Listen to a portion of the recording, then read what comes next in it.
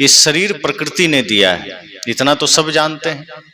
क्षिति जल पावक गगन समीरा पंच रचित या अधम शरीरा, सब जान रहे हैं ना। इस शरीर मिट्टी पानी आग हवा से बना है। इसमें बहुत बड़ा साइंस है कि जिस चीज से प्रकृति से शरीर बना है, इसकी सुरक्षा और इसका देखभाल भी प्रकृति से ही हो सकता है। अर्थात जैसे ही हम प्रकृति से जुड़ते हैं, हमारा खाना सही हुआ, हमारा पीना सही हुआ, हमारा जीना सही हुआ, हमारा शरीर स्वस्थ हो जाएगा। जब हम प्राकृतिक भोजन लेने लगेंगे, शुद्ध सात्विक भोजन लेने लगेंगे, आप देखेंगे कि आप स्वस्थ हो जाएंगे, फिर आपको दवा लेने की जरूरत नहीं पड़ेगी। आज हर आदमी का सिरहाने में 10-20 दवाइयाँ पड़ी होती है, लगता है जैसे डिस्पेंसरी छोटा सा खुला है, छोटा छोटा मेडिकल स्टोर हर आदमी का घर हो गया है। हर आदमी के पास 5-10 टेबलेट मिलेगा। सिर दर्द हुआ टेबलेट खा लिया, छींक आई टेबलेट खा लिया, घुटने में दर्द हुआ टेबलेट खा लिया, और ये सारी अंग्रेजी दवाई आपकी किडनी को फेल कर रहा है।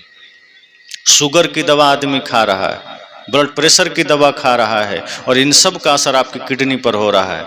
एक अंग्रेजी दवा खाते हैं, 4 नई बीमारी आपके जीवन में जागृत हो रहा है। संत कहते हैं आप अपनी संस्कृति की ओर लौटिए और थोड़ा प्रकृति से जुड़िए। वो सारी चीजों का त्याग कर दीजिए। आपको कोई प्याले में जहर देगा, आप फेंक देंगे, लेकिन उसी जहर को चाय का नाम देके आपको दिया जा रहा है, पिए चले जा रहे हैं। लोग कहते हैं चाय पीने से ताजगी आती है। वो ताजगी नहीं आती है, आपके मन मस्तिष्क को थोड़ा देर के लिए वो भ्रमित करता है, नशा करता है। उसमें निकोटिन नाम का जहर होता है। वैज्ञानिक तरीके से प्रक्रिया से उसमें से निकोटिन अगर अलग कर लिया जाए और वो निकोटिन अगर आपको ऐसे ही दे दिया जाए तो आप मर जाएंगे। लेकिन वो चाय में मिला हुआ है, वो धीरे धीरे नशा करता है, लगता है कि हम ताज़ा हो रहे हैं। ताज़ा नहीं हो रहे हैं, आपका धीरे धीरे लीवर डैमेज हो रहा है, आपका किडनी डैमेज हो रहा है, आपका पाचन तंत्र बिगड़ रहा है। और जब एक पाचन तंत्र बिगड़ जाए, अगर आपका सिर्फ लीवर बिगड़ जाए, तो 103 बीमारी तुरंत शरीर में उतर आता है, फिर उसका कोई इलाज नहीं। इसलिए संतों ने कहा अपनी संस्कृति की ओर लौटिए। सुबह उठिए, काढ़ा बनाकर पीजिए। तुलसी जैसे जीवन दायिनी औषधि जिस देश में हो, वहां के लोग अगर चाय पर जोर डाल रहे हैं, इसका मतलब वो सच में भ्रम में हैं, सच में वो भूल चुके हैं। वो तुलसी के होते हुए अगर वो चाय की ओर जा रहे हैं, इसका मतलब हमने तुलसी के महत्व को नहीं समझा। और हम गौरवान्वित होते हैं कि हम चाय पी रहे हैं। और चाय में क्या मिलाते हैं? डबल रोटी। डबल रोटी कैसे बनता है और कहाँ बनता है? यूरोप आदि देशों में बर्फ इतना जमा रहता है कि वो लोग ताजी रोटी नहीं बना सकते। आटा भिगाने जाएंगे, पानी जम जाएगा, मुश्किल होगा उनको रोटी बनाना। तो वो लोग बड़े आलसी होते हैं, नई नई चीजें खोजते रहते हैं। उसने सोचा कुछ ऐसा खोज दो जो 15 दिन कुछ बनाना ही नहीं पड़े, तो डबल रोटी बनाया। और कैसे बनाया बताया जाता है, लोग बताते हैं, आजकल रिसर्च होते हैं, मीडिया का जमाना है, कोई चीज छिपा नहीं है। आप रिसर्च करिए, आपको भी पता चलेगा जो बाहर की कई चीजें आप खा रहे हैं वो सब जहर है, सब कचरा है। वो बड़े बड़े टैंक में पानी और आटा डाल दिया जाता है, 10-15 दिन छोड़ दिया, जब वो एक सड़ने लगा, कीड़े पड़ गए, तो फिर उसे डबल रोटी बना दिया और वो फ्रिज में डाल दिया गया। आप उसी डबल रोटी को चाय में डाल के खा रहे हैं। हमारे यहाँ 5 मिनट में गेहूं की ताजी रोटी बनाई जा सकती है, हम ताजी रोटी खा सकते हैं, फिर भी हम डबल रोटी के पीछे भाग रहे हैं। हम इतना आलसी बने जा रहे हैं, शरीर तो बिगड़ेगा ही। तो चाय की आदत छोड़िए, डबल रोटी छोड़िए, आप शुद्ध स्वच्छ अपने घर का, अपने गांव का, अपने देश का आटा का रोटी बनवाइए, खाइए, अपने से बनाइए और काढ़ा पीजिए। काढ़ा पिएंगे, आपकी इम्यूनिटी सिस्टम मजबूत रहेगी, आपका शरीर अधिकांश रोगों से खुद ही लड़ेगा, आप पर रोग हावी नहीं होगा। आज मैं आपको बता रहा हूं, कोरोना का समय था, कोरोना आए हो गया ना 4 साल, और इस कोरोना में हमें लगता है सब लोग टीका लिए होंगे। सभी लोग कोरोना का टीका, वैक्सीन तो लिए होंगे, डबल तिबल वैक्सीन सबने लिया। हमने आज तक एक भी वैक्सीन नहीं लिया, और हम कार्यक्रम करते रहे, भ्रमण करते रहे, कोई भी बीमारी हमारे शरीर पर अटैक नहीं किया। क्या कारण है? क्योंकि हमने शुरू से योग, आयुर्वेद और प्राकृतिक जीवन को महत्व दिया। शरीर को सारी क्षमता शरीर में मौजूद है, सारी शक्ति शरीर में मौजूद है। अगर आप योग करेंगे अगर आप आयुर्वेद से जुड़ेंगे तो आपके भीतर वो पॉजिटिव एनर्जी रहेगी, वो शक्ति रहेगी कि रोग को आने ही नहीं देगा और लड़ करके खुद ही उसको खत्म कर देगा। दवा की जरूरत नहीं पड़ेगी। 12 साल हो गए हमने अंग्रेजी दवा को छुआ तक नहीं है। उससे पहले नहीं जानते थे, नहीं इस पर इतना रिसर्च किए थे, तो कभी कभी ले लिए थे। लेकिन जब से हमने जाना कि शरीर के लिए अंग्रेजी दवा की जरूरत ही नहीं है, अगर हम योग और आयुर्वेद अपना लें, अगर हम प्राकृतिक जीवन अपना लें, तो प्रकृति में इतनी शक्ति है, आयुर्वेद में इतनी शक्ति है कि अगर हम आज से संयमी हो जाएं तो कोई अंग्रेजी दवा की जरूरत नहीं है।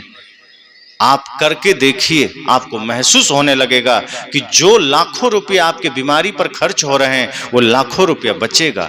जो हजारों रुपए आप नशा पर खर्च कर रहे हैं वो बचेगा। जो कोका कोला पेप्सी चाय पर खर्च कर रहे हैं वो बचेगा। और वो आप अपने बच्चों के विकास में लगाइए, वो समाज में लगाइए, वो गरीबों में लगाइए। फिर आप देखिए आपका धर्म हो गया। अतिरिक्त कुछ नहीं करना है। जो फिजूल खर्ची है उसी को रोक देना है। वही फिजूल खर्ची धर्म का साधन बन जाएगा, वही आपके विकास का साधन बन जाएगा। तो सुबह की शुरुआत हम चाय से करते हैं, नहीं काढ़ा से करिए। और गुड मॉर्निंग बोलते हैं, तो गुड मॉर्निंग का मतलब क्या हुआ? गुड मतलब अच्छा और मॉर्निंग मतलब सुबह। तो अच्छा सुबह क्या हुआ? मतलब कोई मिले किसी से कहे अच्छा सुबह, तो क्या अच्छा क्या सुबह? भारत में तो हर दिन अच्छा होता है, हर सुबह अच्छी होती। तो हम अच्छा सुबह बोल के प्रणाम थोड़े हुआ। ये प्रणाम का मतलब है हाथ जोड़ना, प्रणाम बोलना, साहेब बंदगी बोलना, जय गुरु बोलना, राम राम बोलना, जय श्री कृष्णा बोलना, राधे राधे बोलना, ये प्रणाम है। अगर ये ना बोल के गुड मॉर्निंग बोल रहे हैं तो क्या मतलब? तो ये कहां बोला जाता है? ये भी उन देशों में जहां सूर्योदय जल्दी होता नहीं, महीनों महीनों कई बार सूरज नहीं दिखाई देता। अचानक किसी दिन सूरज दिखता है तो लोग खुशी से नाच उठते हैं और बोलते हैं वाह गुड मॉर्निंग, मतलब अच्छी सुबह।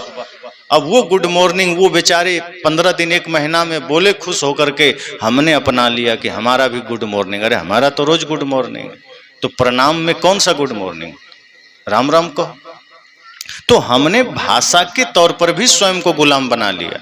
कपड़े में भी हम गुलाम हो गए। आज हमारे कपड़े भी उसी के हिसाब से हैं।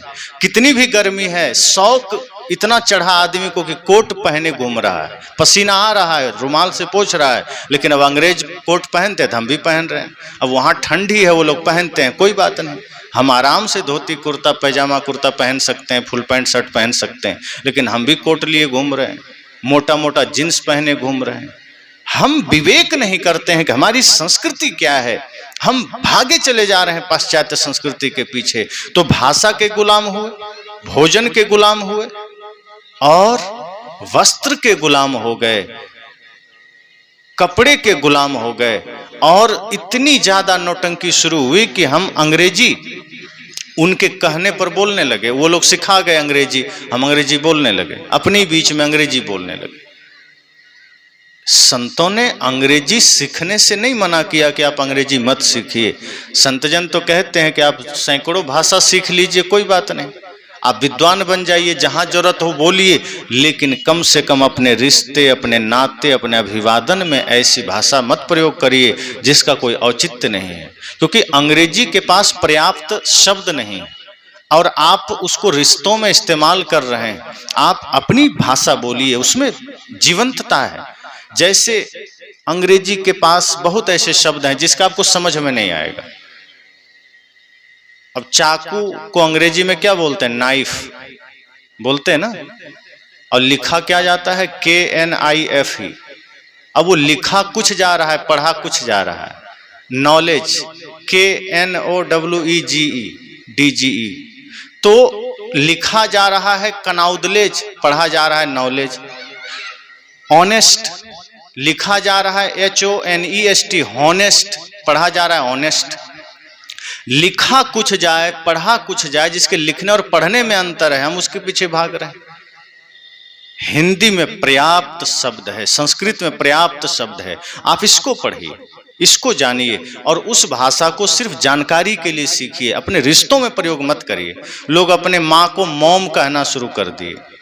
हिंदी में कितना प्यारा शब्द है माँ, मैया। कृष्ण मैया कहते थे, और हमारे लोग माँ कहते हैं। माँ कहते ही माताओं को इतना अच्छा लगता है। आप कितना भी, कोई अनजान है और आप कहे माँ, तो अनजान माता भी होगी तो उसको एक बार उनके भीतर वात्सल्य जागृत होगा, वो प्यार से बोलेगी बोलो बेटा क्या बात है।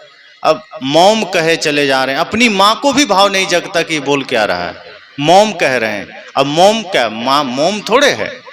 अब पिता को क्या कह रहे हैं, डैड, डैडी। तो डैड का मतलब क्या हुआ, डिड मतलब हो गया जो मर गया, और डैड मतलब मरा हुआ। तो पिताजी मरे हुए हैं क्या? डैड बोल रहे हैं, पिताजी बोलिए, बाबूजी बोलिए, माँ बोलिए, लेकिन हम मॉम बोल रहे हैं, डैड बोल रहे हैं। और एक चीज ध्यान दीजिए, अंग्रेजी जैसे कोई चाची है, मौसी है, मामी है, अंग्रेजी में तीनों का एक ही शब्द है आंटी, उसके पास शब्द ही नहीं। तो क्या मौसी, चाची और मामी में कोई अंतर नहीं है क्या? अंग्रेज लोग अंतर मानते ही नहीं, इसलिए वो आंटी बोल देते हैं। उसके यहां कोई अंतर नहीं है। अपने भारत में जिस तरह माताओं का सम्मान होता है, अंग्रेजों के यहां कहां सम्मान है। एक बार विवेकानंद गए थे अमेरिका, तो अंग्रेजों ने देखा जब विवेकानंद जी को, तो थोड़ा मजाक सूझा। उन्होंने कहा आप तो उस देश से आए हैं जहां स्त्रियों को आज भी गुलाम बना के रखा जाता है। आज भी आपके भारत में नारियां, महिलाएं पुरुषों के पीछे चलती है। हमारे यहाँ देखो, हाथ में हाथ पकड़कर चलती है, कंधे में कंधे लड़ा के चलती है, बाहों में बाहें डाल के चलती है, बराबर चलती है। आपके यहाँ तो महिलाएं चुपचाप सिर झुकाए पीछे चलती है। आप तो उस देश से आए हैं। विवेकानंद जी ने कहा रुको, बता रहे हैं, हम उस देश से आए हैं जहां नारियां पूजी जाती है, सम्मान दिया जाता है, जहां नारी प्रथम देव मानी गई है। और एक बात समझ लो कि हमारे यहाँ नारियां पुरुषों के पीछे इसलिए चलती है क्योंकि उसको भरोसा है कि ये 7 जन्म तक मेरा ही है, ये कहीं जाने वाला नहीं, इसलिए शांति से पीछे चलती है।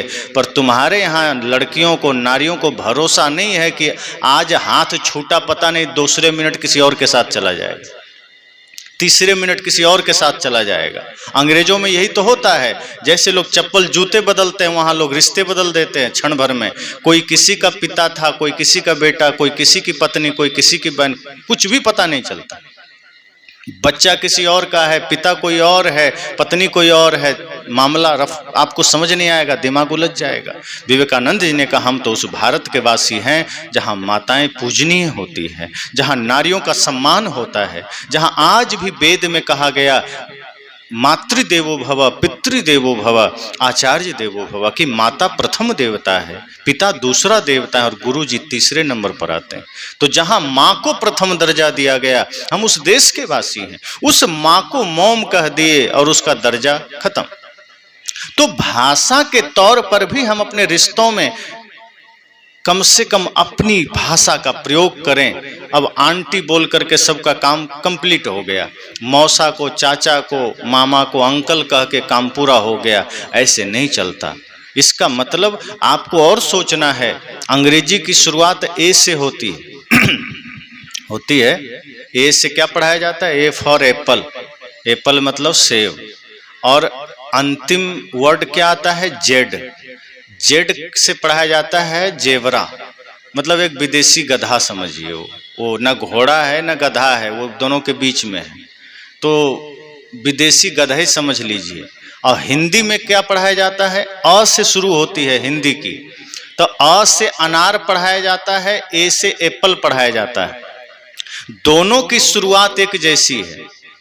अ से अनार है, अनार भी फल है, ए से एप्पल है, एप्पल भी फल है, लेकिन दोनों की समाप्ति देखिए। हिंदी की समाप्ति ज्ञ से होती है, ज्ञ से ज्ञानी, और अंग्रेजी की समाप्ति जेड से, जेड से मतलब जेवरा, गधा। यानी कि अंग्रेजी आपको गधा बना रहा है और हिंदी आपको ज्ञानी बना रहा है। तो क्या पढ़ेंगे? जानकारी के लिए भाषाएं सीखिए, पर अपने नैतिक जीवन में, अपने व्यक्तिगत जीवन में अपनी भाषा का प्रयोग करिए। अपनी भाषा जीवंतता प्रदान करता है। माँ को माँ कहिए, पिता को पिता कहिए। इस तरह से जब हम भाषा के तौर पर भी स्वतंत्र होंगे, अपनी संस्कृति को स्वीकार करेंगे, तब समझ में आएगा कि अब हम रियल में अपने देश में हैं। आज हम रहते भारत की भूमि में हैं, लेकिन हमारा चिंतन, हमारा सोच, हमारा पहनावा, हमारा खान पान सब विदेशी हो गया। क्या मतलब है यहाँ रहने का? जब रिश्तों में प्रेम नहीं, जब रिश्तों में समानता नहीं, जब आपस में कोई भाव नहीं, जब एक दूसरे से विरोध में जी रहे हैं, तो इस भारत भूमि में रहने का क्या अर्थ है? जो भारत त्याग की भूमि है, जो भारत प्रेम की भूमि है, वहां रह के भी हम अंग्रेजों का अनुसरण कर रहे हैं। हम वही खान पान कर रहे हैं, डबल रोटी खा रहे हैं, हम वही चाय पी रहे हैं, वही भाषा बोल रहे हैं। अपने देश में रहिए तो अपने देश की संस्कृति का सम्मान करिए, अपने देश में रहिए, अपने महापुरुषों का सम्मान करिए और अपने नैतिक मूल्यों को समझिए। तो मैंने कहा कि आज हमारी एक एक स्थिति बदलती चली जा रही है। हम धर्म के आधार पर, संस्कृति के आधार पर भी हम बहुत दूर निकल गए। हिंसा हमारे जीवन में आ गई, कड़वाहट हमारे जीवन में आ गई। हम एक दूसरे से कड़वाहट में जी रहे हैं, हम एक दूसरे के तरक्की से जलते चले जा रहे हैं। हमारे जीवन में नफरत ने डेरा डाल दिया, हमारे जीवन में घृणा ने डेरा डाल दिया। कोई सफल हो रहा है, हम उसे नफरत कर रहे हैं। कोई आगे बढ़ गया, हम उसे घृणा कर रहे हैं। ये हमारी देश की पहचान नहीं है। मैंने कहा हमारा देश वो देश है जहां त्याग सिखाया जाता है, बलिदान सिखाया जाता है, जहां प्रेम की का राह दिखाया जाता है, जहां कहा जाता है कि ज्योति से ज्योति जगाते चलो, प्रेम की गंगा बहाते चलो, राह में आए जो दीन दुखी सबको गले से लगाते चलो। ये देश तो वो देश है जब प्रेम का रास्ता दिखाता है। तो हमने क्या किया? जहां प्रेम करना था वहां घृणा करने लगे, और जहां हमें तटस्थ होना था, जहां देश की सुरक्षा के लिए खड़ा होना था, वहां हम मुखबिरी करने लगे। वहां पैसे के लालच में हम देश के साथ ही गद्दारी करने लगे। यही भूल हमसे हो गई। जहां प्रेम निभाना था, जहां सत्य के रास्ते पर चलना था, जहां लोगों के साथ समता मैत्री का व्यवहार करना था, हम उनसे घृणा करने लग गए, उनसे झगड़ा करने लग गए, अपने ही माता पिता को दुख देने लग गए, अपने ही पत्नी के साथ छल करने लगे। और कामना क्या करते हैं? एक पति सोचता है कि पत्नी मुझे राम की तरह समझे, सीता की तरह रहे, पतिव्रता रहे और मेरी आज्ञा का पालन करे। संतों ने कहा कि ऐसा नहीं है। ठीक है, पति परमेश्वर है, ऐसा कहा गया, लेकिन एक पति के लिए पत्नी भी तो परमेश्वरी है, वो भी तो देवी का रूप है। अगर कोई पति ये मानता है कि मैं ही देवता हूं, तो पत्नी भी तो देवी है। अगर आप एक पति हैं और आप में ये बात है कि हाँ पत्नी मेरी बात माने, तो आपको भी पत्नी के साथ प्रेम का व्यवहार रखना होगा। उसमें भी वही देवता विराजमान है, उसके अंदर भी भगवती का निवास है। आप उसके साथ छल नहीं कर सकते। अगर आप ये चाहते हैं कि आपकी पत्नी सिर्फ आपके प्रति प्रेम का भाव रखे, पतिव्रता धर्म का पालन करे, तो आपको भी पत्नी के अलावा सबके साथ माता का भाव, बहन का भाव, बेटी का भाव रखना पड़ेगा। अगर आप चाहते हैं कि घर में स्वर्ग का वातावरण बने, तो जितना आप पत्नी से अपेक्षा करते हैं उतना आपको भी चलना पड़ेगा। अगर आप सोचते हैं कि हम कैसा भी पाप करते रहें, पत्नी हमारे आज्ञा में चले, तो फिर आप ये अधर्म कर रहे हैं। इसलिए मैंने कहा अपने देश की संस्कृति को भी समझना है। और हमारी देश की संस्कृति दुनिया की सबसे बड़ी संस्कृति। यहाँ कपड़े भी आज कपड़े लोग दूसरों को दिखाने के लिए पहनते हैं। आज हमारा हर चीज दिखाने के लिए हो गया। आज कपड़े तन ढकने के साधन नहीं है, आज कपड़े से दिखावा के साधन है। इसलिए आज आप देखिए कि जो जींस नया नया निकला है, पहले जैसे कोई आदमी जींस पहन के चले जा रहा है और अचानक गिर गया तो घुटनों के पास फट जाता था, अब पहले से फटा हुआ आ रहा है, ऐसा लगता है चूहा ने काट दिया है। और आदमी उसको फैशन मान लिया कि वाह क्या बात है, यही फैशन है, घुटना दिख रहा है, फैशन है। कपड़े शरीर को ढकने के लिए, कपड़े शरीर की सुरक्षा के लिए हैं, कपड़े तन दिखाने के लिए नहीं पहने जाते। अब तो बहुत जगह लोग मच्छरदानी उससे अच्छा पहन के चले तो अच्छा है। शहरों में आप जाएंगे तो इतनी अभद्रता आ गई है कि मच्छरदानी से भी पारदर्शी कपड़े लोग पहनते हैं, नर हो चाहे नारी हो, पहन के घूमते रहते हैं। दिमाग आपको लगेगा कि पहना ही क्यों था, उससे अच्छा तो जानवर है नंगा घूम रहे हैं, कोई बात नहीं। इतनी ही नग्नता पसंद है तो ये मच्छरदानी क्यों पहनना? अरे ये कपड़े शरीर ढकने के लिए है, ये शरीर दिखाने की चीज नहीं है। आप अपने शरीर से बढ़िया कर्म करके दिखाइए। शरीर न सजाने की चीज है, न दिखाने की चीज है। शरीर सेवा के लिए मिला है, शरीर साधना के लिए मिला है, ये मुख मीठा बोलने के लिए मिला है। आप हाथों को कितना भी सुंदर बना लीजिए और इन हाथों से आप गलत काम करिए तो हाथ की सुंदरता होगी क्या? मुख को आप कितना भी सुंदर बना लीजिए और मुख से कड़वा बोलिए तो क्या हो जाएगा? आज ब्यूटी पार्लर है जगह जगह, पुरुषों के लिए भी नारियों के लिए भी। ब्यूटी पार्लर जाते हैं, वहां से सज के आ जाते हैं। अब वो सुंदरता कितनी देर के लिए है? आधे एक घंटे के लिए आप सजते हैं, वो डेकोरेशन कर देता है, सब कुछ कर देता है, लेकिन अगर वो सुंदरता आधे घंटे के लिए है तो किस काम का है? शरीर को आधे घंटे के लिए, एक घंटे के लिए सुंदर बना के क्या मिल गया? संत कहते हैं ये सत्संग रूपी ब्यूटी पार्लर में आइए, यहां आप आधे घंटे के लिए नहीं, जन्म जन्म के लिए सुंदर बन जाएंगे। माता सबरी कोई बाहर के ब्यूटी पार्लर में नहीं गई थी, पर आज भी उनके कर्म जिंदा हैं, आज भी उनके संस्कार जिंदा हैं, क्योंकि जब आपके कर्म बढ़िया हो जाते हैं, जब आपके संस्कार बढ़िया हो जाते हैं तो वो आपके लिए सदा सदा के लिए पहचान बन जाते हैं। फिर आपकी सुंदरता आपके कर्म से मानी जाती है कि उस आदमी का जीवन कितना सुंदर है, ये प्रशंसा आपको मिलने लगती है। तो सुंदरता हाथों को रंगने से नहीं आती है, इन हाथों से दान करने से, सेवा करने से आती। सुंदरता शरीर को सजाने से नहीं आती है, सुंदरता सत्य अहिंसा प्रेम को धारण करने से आती है। सुंदरता शरीर को रंगने से नहीं आएगी, सुंदरता शरीर से सेवा करने से आएगी। तो मुख से मीठा बोलिए। तो इसलिए मैंने कहा कि अपनी संस्कृति की ओर लौटिए। जो कपड़े हमने दिखाने के लिए पहने ये हमारी संस्कृति नहीं है, जो भोजन हम आज कर रहे हैं वो हमारी संस्कृति में नहीं है, जो भाषा हम बोल रहे हैं वो हमारी संस्कृति में नहीं है। हम सब भारत के उस अद्भुत अखंड संस्कृति का हिस्सा हैं जो संस्कृति दुनिया को रास्ता दिखाया, जो संस्कृति दुनिया को मार्ग दिखाया, जिसमें सत्य है, अहिंसा है, प्रेम है, करुणा है। जो संस्कृति आपको सभ्य बनाती है, जो संस्कृति आपको इंसान बनाती है, जो संस्कृति आपको दिव्य बनाती है, जो संस्कृति आपको प्रकृति से जोड़ती है, जो संस्कृति आपको संस्कृति से जोड़ती है, तो वो संस्कृति है कि जब हम दया, क्षमा, शील, संतोष जीवन में धारण करते हैं, जब हम दूसरों का दुख देखकर द्रवित होते हैं, जब हम किसी के आंसू पोंछने के लायक स्वयं को बना पाते हैं, ये संस्कृति हमारी है। हमारे यहाँ सदैव अतिथियों का स्वागत किया गया और हमारे यहाँ सदैव लोगों के साथ प्रेम का व्यवहार किया गया। हमारे यहाँ जो शिक्षा, जो संस्कार दिए गए वो सदैव धर्म के शिक्षा थे। इसलिए हमारे ऋषियों ने वसुधैव कुटुंबकम कहा।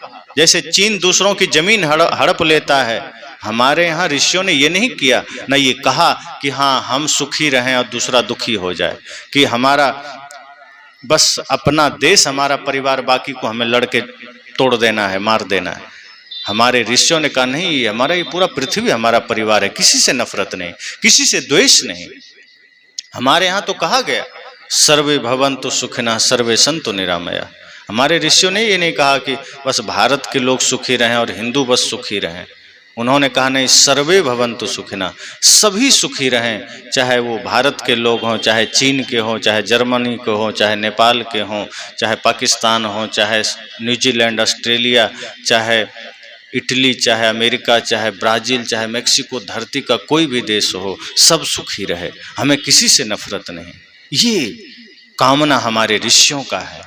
हमारे गुरुकुल में, हमारे आश्रमों में यही शिक्षा दी जाती है कि सबके भीतर प्रेम हो, सबसे प्रेम हो।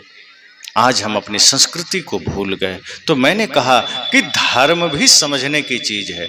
कहीं कहीं धर्म भी अधर्म बन जाता है कि हम धर्म को मानते ही अर्थ नहीं जानते हैं तो धर्म अधर्म बन जाता है। लेकिन कई बार जब हम समझने लगते हैं, जानने लगते हैं, तो जो चीज़ें हमारी समझ में नहीं आती फिर हम समझ जाते हैं, तो हम सच्चे अर्थ में धर्म का पालन करते हैं। तो इसलिए सभी लोग धार्मिक बने।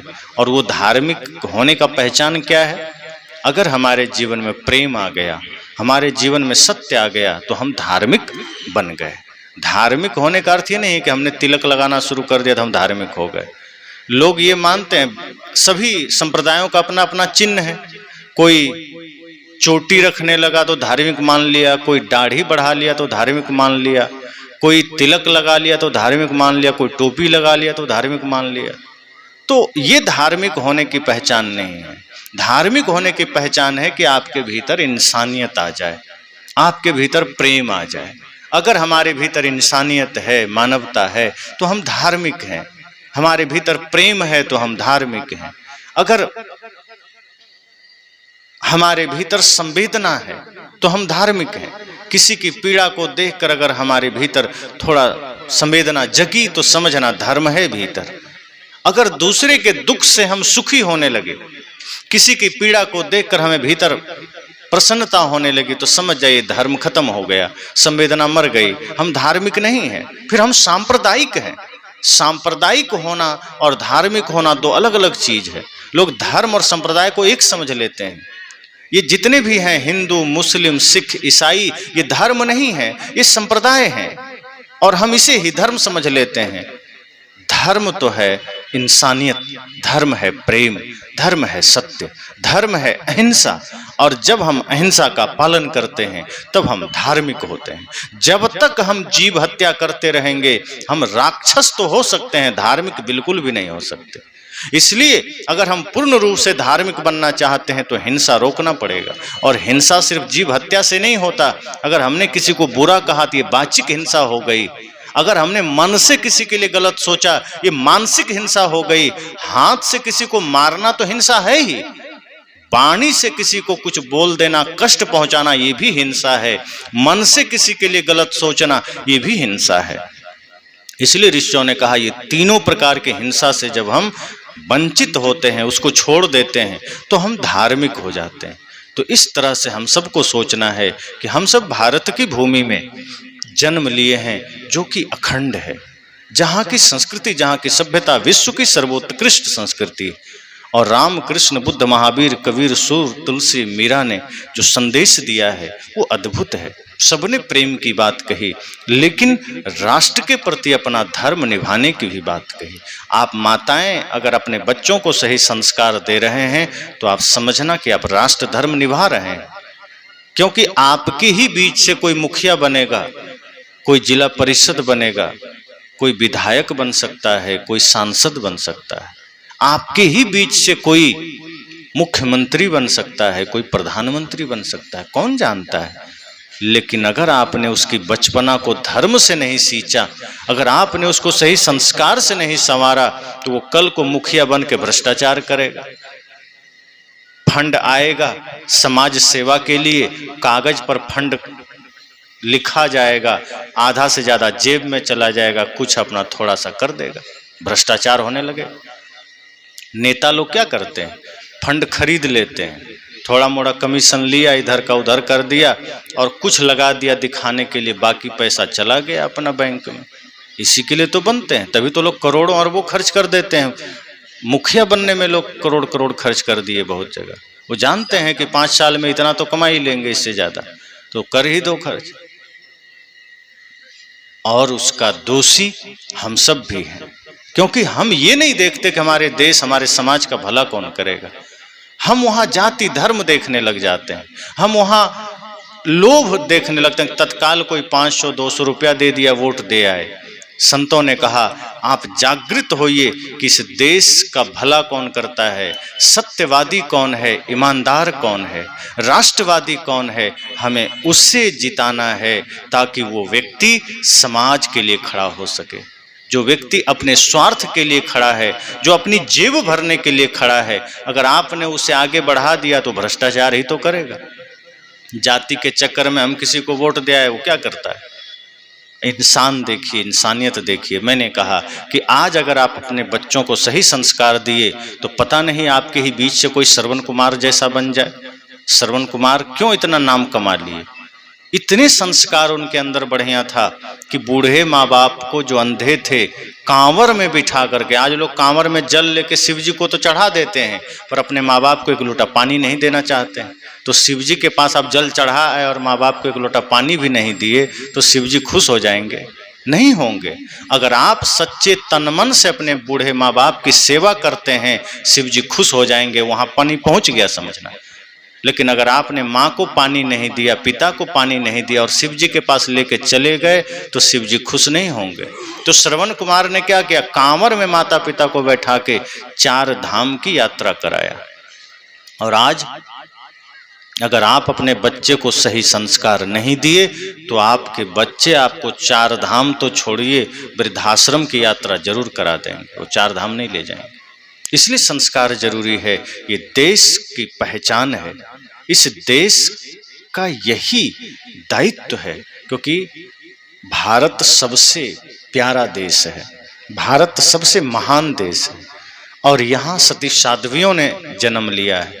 ये देश की पहचान सती साध्वियों से है, इस देश की पहचान संतों से है, इस देश की पहचान ऋषि मुनियों वीर वीरांगनाओं से है। और हम उनके बताए रास्ते को हम अनुसरण ही नहीं करते, हम सदैव गलत पथ पर चल रहे हैं, हिंसा के रास्ते पर चल रहे हैं, नफरत के रास्ते पर चल रहे हैं, घृणा के रास्ते पर चल रहे हैं। ये हमारे महापुरुषों का वचन नहीं। ये देश अद्भुत देश है भारत, इसकी पहचान सदैव धर्म से है और वो धर्म इंसानियत है, वो धर्म प्रेम है। ऐसा नहीं है कि बस हमने राम नाम जप लिया तो हम धार्मिक हो गए, कि हम ओम नमः शिवाय का जाप कर लिए तो हम धार्मिक हो गए। इतना बोलना बस धार्मिक नहीं होना है। धार्मिक होने का मतलब है कि मुख से सिर्फ राम का नाम ही नहीं निकले, आपके आचरण में भी राम का काम आ जाए। भाई से आप उतना ही प्रेम कर सकें जितना राम जी करते थे, पत्नी से वैसा ही प्रेम कर सकें जैसा राम जी करते थे, माता पिता का उतना ही सम्मान कर सकें, गुरु का वैसा ही सम्मान कर सकें जो राम जी करते थे। फिर आप राम नाम कहें नहीं कहें कोई दिक्कत नहीं, फिर आप राम के भक्त हो गए। इसलिए अपनी संस्कृति, अपनी सभ्यता, अपने संस्कार हमें पुनः धारण करने हैं और इन छोटे छोटे बच्चों में वो दिव्यता भरनी है ताकि ये राष्ट्रभक्त बन सकें। अपने बच्चे को स्वार्थी मत बनाइए। आज आपके बच्चे स्वार्थी बन रहे हैं, वो अपने लिए जीते हैं। कोई समाज में पीड़ित व्यक्ति दिख जाए, आपके बच्चे कहाँ उस पर सोचते हैं कि रुक करके उसका दुख दर्द समझा जाए। पर दुख द्रवहि सो संत सुजाना, इंसान तो वो है जो किसी की पीड़ा को देखे तो वो सिर्फ ये देखे कि हाँ ये पीड़ा में है, वहां वो जाति धर्म देख करके नहीं देखे, सिर्फ देखे कि हाँ ये इंसान है पीड़ा में है और वो उसके लिए खड़ा हो जाए कि नहीं इसको हमें ठीक करना है। कोई भूखा दिख जाए और वो एक मुट्ठी अन्न खिला दे, कोई प्यासा दिख जाए और पानी पिला दे, ये शिक्षा दीजिए। तो अपने बच्चों को दिव्य शिक्षा दीजिए, माता पिता गुरु के प्रति निष्ठा सिखाइए, भक्ति सिखाइए और स्वयं के जीवन में भी धर्म को धारण कीजिए और राष्ट्रभक्ति तो जरूर भरिए। आज अगर आपने राष्ट्रभक्ति की शिक्षा नहीं दी, अगर आप सच में अपने बच्चों को महान देखना चाहते हैं तो आज से शुरू कर दीजिए। भगत सिंह की कहानियां सुनाइए, चंद्रशेखर आजाद की कहानियां सुनाइए, लक्ष्मीबाई की कहानियां सुनाइए, महाराणा प्रताप की कहानियां सुनाइए। इन महापुरुषों की कहानियां आप पढ़ाइए इन बच्चों को, राम कृष्ण की कथा सुनाइए और बताइए कि वो पथ ही सत्य में पथ है, बाकी तो संसार का कचरा है। ये जो हम स्वार्थ के लिए जीते हैं कोई जीवन थोड़े है, अपने लिए तो सभी जीते हैं। अपने लिए जीना कोई जीना नहीं है कि हम अपने लिए दुनिया भर सबको दगा देते हुए, धोखा देते हुए हम बहुत बड़ा साम्राज्य खड़ा कर लें, क्या मिल जाएगा? हम बहुत बड़ा साम्राज्य खड़ा कर लेंगे, अंत में क्या जाएगा? लेकिन अगर हमने सही संस्कार दिया, सही शिक्षा दी, सही ज्ञान दिया तो आपके साथ धर्म का खजाना जाएगा जो आपको कभी भी अकेला नहीं होने देगा। तो इतना ही संकल्प लीजिए, यही मंगल कामना है कि हम सब के जीवन में सदा अपने देश की संस्कृति, देश की मर्यादा, देश की सभ्यता और सच्चे धर्म का बोध रहे, यही हम सब का कर्तव्य है। इसी में हम सब का अपना कर्तव्य है। अपनी जिम्मेदारी है, अपना दायित्व है, यही करें। अगले जो अंतिम सत्र होगा, चूँकि वो अंतिम होगा, वैसे तो मुझे लगा यही अंतिम है, लेकिन हमारे निरंजन जी का कहना है नहीं, वो मूल जो मुख्य होगा वो 7 से 9, 9:30 तक चलेगा, 9 तक, तो वो मुख्य सत्र होगा, उसमें हम आज चर्चा करेंगे। चूँकि आज मैं देख रहा हूँ जगह जगह सोशल मीडिया के माध्यम से कि माताओं को बहुत पीछे रखा गया। बहुत लोग बोलते हैं कि नारियां पढ़ नहीं सकती, वेद नहीं पढ़ सकती, मंदिर नहीं जा सकती, कथा नहीं कर सकती, साध्वी नहीं बन सकती, मंच पर नहीं बैठ सकती, उसको पीछे रखने की बात बहुत आ रही है। और बड़े बड़े ज्ञानी कहलाने वाले लोग ये मूर्खता कर रहे हैं, शास्त्र पढ़ने का दंभ भर करके बैठते हैं और कहते हैं नहीं, नारियां पुरुषों के अपेक्षा पीछे है, वो आगे नहीं आ सकती। तो उसी पर हमें बोलना है कि नहीं, नारी सर्वोपरि है, वो पीछे नहीं है। जिस नारी ने जन्म दिया है इस सृष्टि को, वो पीछे कैसे हो सकती है?